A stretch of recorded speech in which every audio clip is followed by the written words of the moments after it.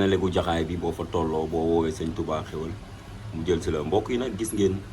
sëñ Touba Xéwal engagement bu rëy bi mu jëloon encore une fois ci combat bi nga doxoon ci diggante Balla Gaye 2 ak Siteu yàlla defal ko ci ndam.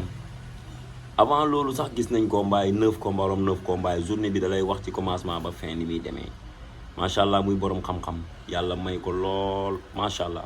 di ko ñaanal gudd fan ak wér yàlla yokk xam-xam bi fan yi nag mu ngi këram. ndax ba mbir mi amee caaroy la nekkoon xajatu fa nit ñi fàqee fu ne daw ñëw gaa yi ngi jugee fu ne ñii ngi jugee Kaolack ñii ngi jugee Tivaouane ñii ngi jugee Thiès ñii ngi jugee fépp sëñ Touba Xéwal nag nekk ci benn promotion boo xamante ni nee na day safar waaw ndax ak màggalu toomaawam bi day safar nee na fi mu toll nii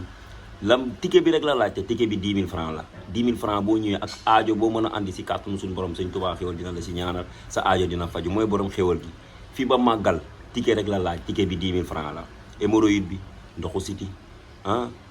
lépp néew kàttan gi bayre bi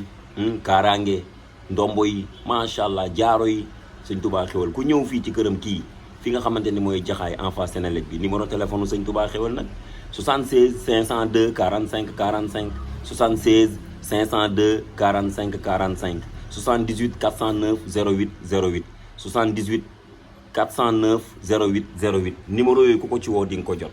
ñu ngi liggéey nag à partir de 9h ba 18h 9h ba 18h ku ñëw fii ci jaxaay